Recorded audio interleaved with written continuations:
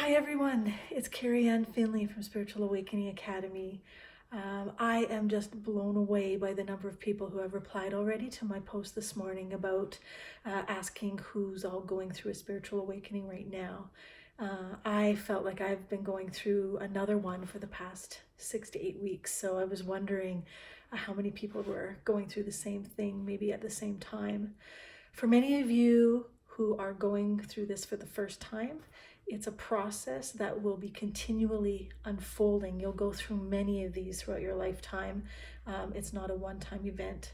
The first one is definitely the most difficult because you're trying to understand what's happening to you, why is it happening, who am I, what makes me stronger, how am I going to get myself out of it, right? By the time you get to second and third successive events, you're understanding already how to manage yourself better, what worked last time to push you through it. You'll have a really good foundation by that point that you'll be able to fall back on to keep you strong. So it's a process. Be good to yourself, be gentle to yourself as you go through it. Don't be hard on yourself. Try not to judge yourself. Do whatever you need to do to heal you, because you're becoming the best version that you can possibly be of yourself by pulling off layers of past traumas, suffering, old belief systems, things that don't serve you anymore. The universe is pulling these things away in the form of the event that you're going through. And so each time you're rebirthing yourself into a higher form of who you are, closer to your divine purpose. It's really an amazing, amazing thing. So I thought it would help to explain to you my story of awakening and what I've gone through over the years.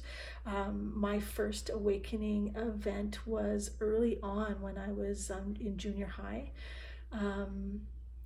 So let's say that's 15 years old. I'm almost 50 now. I've gone through many, many spiritual awakening events. They're all different every time. Some are definitely more intense than others, but I do guarantee that as you keep going through this process, you'll get through them easier. You'll recognize that you're in them faster, because often you don't see it coming. All of a sudden, you're just in the middle of a big mess that you have to figure your way out of.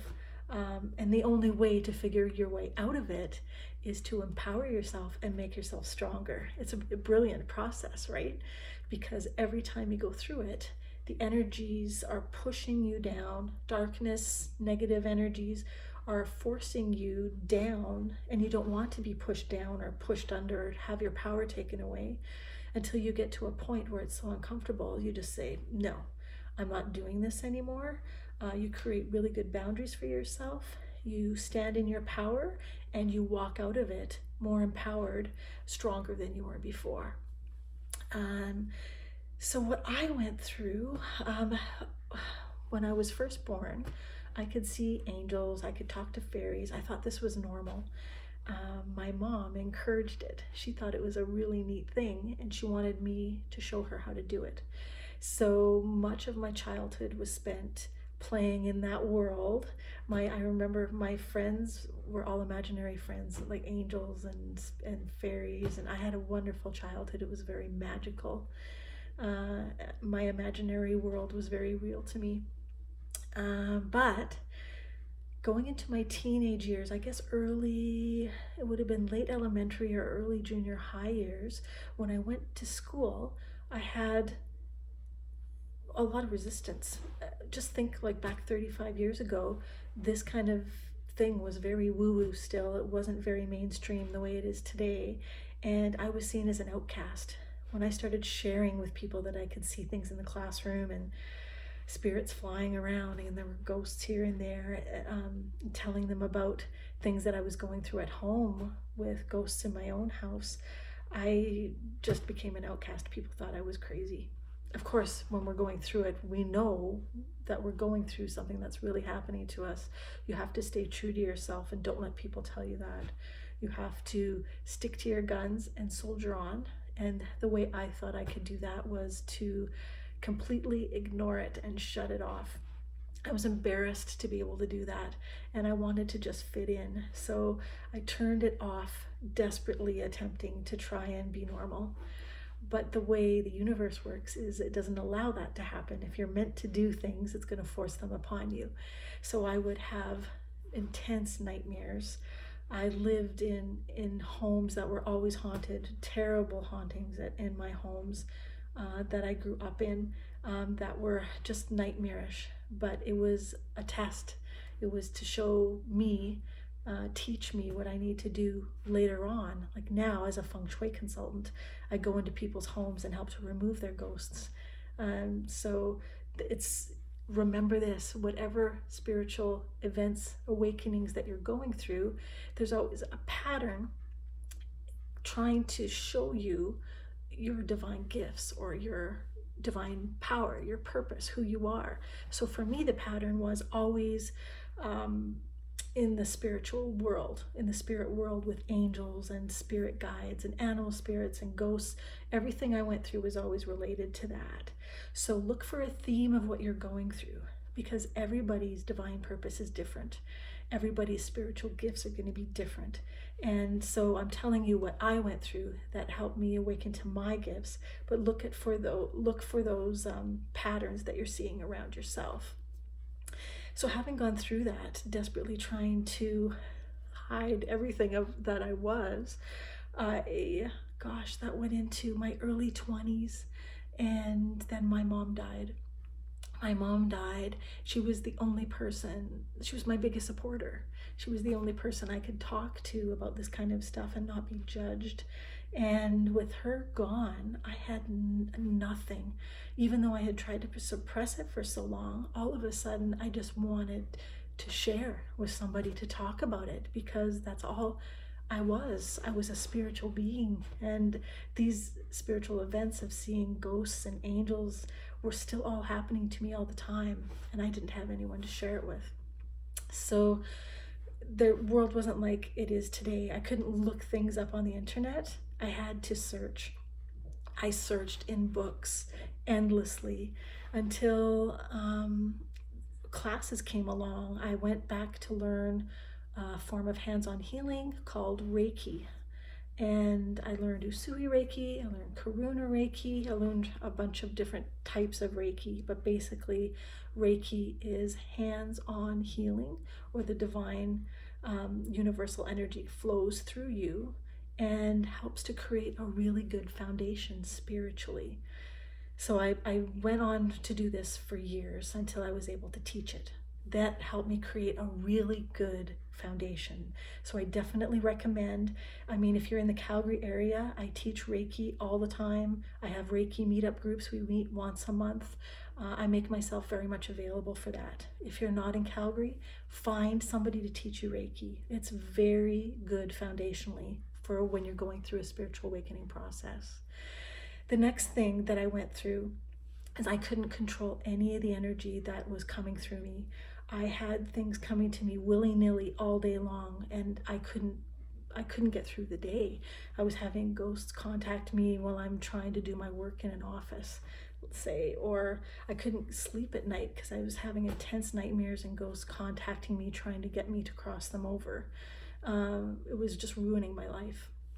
So I actually found remote viewing and took years of remote viewing courses, which taught me how to control all the information I was getting, to be able to turn it off, to be able to turn it on, and to be able to interact with all the spirit realm and keep it in a very uniform and organized way.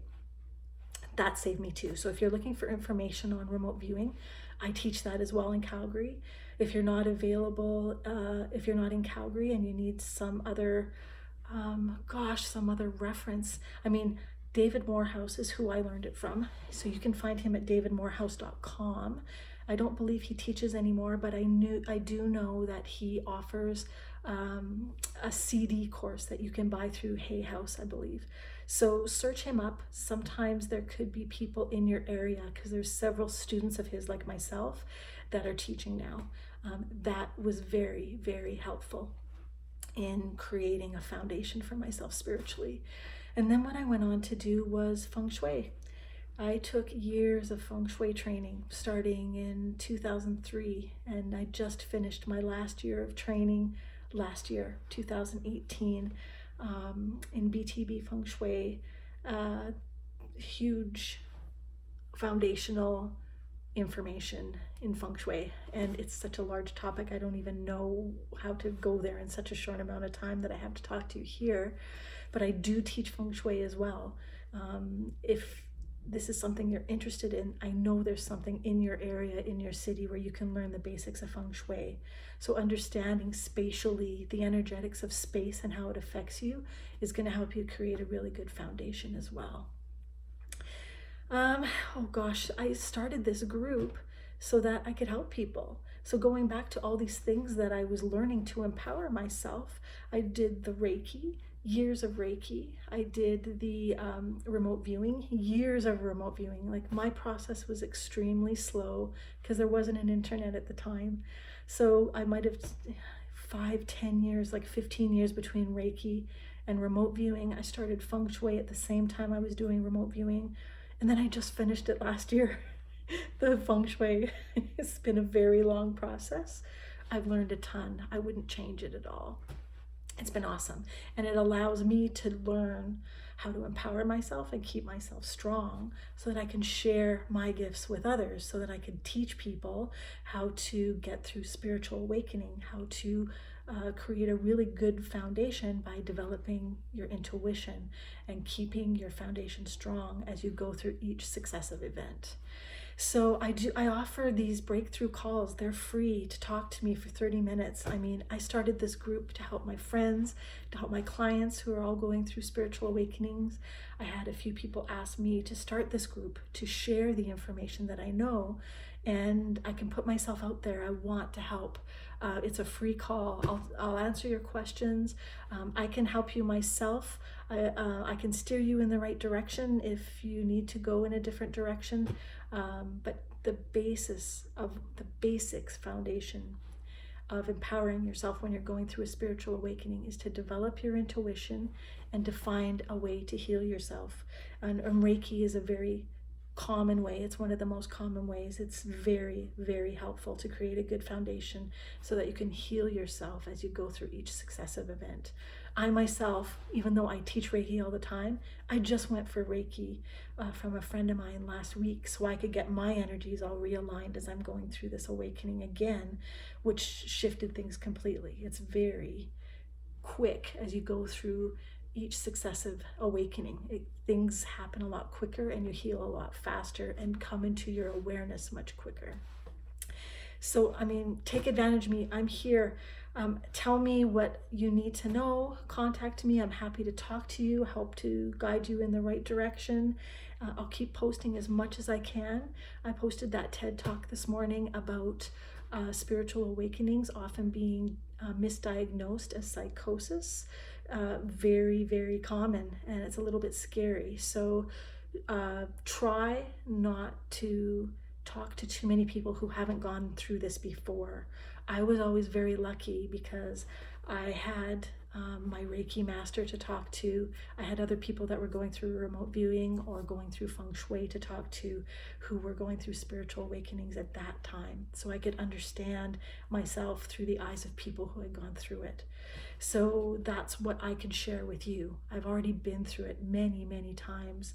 I can share with you what helped for me, what helps for my friends and for my clients, and guide you in the right direction.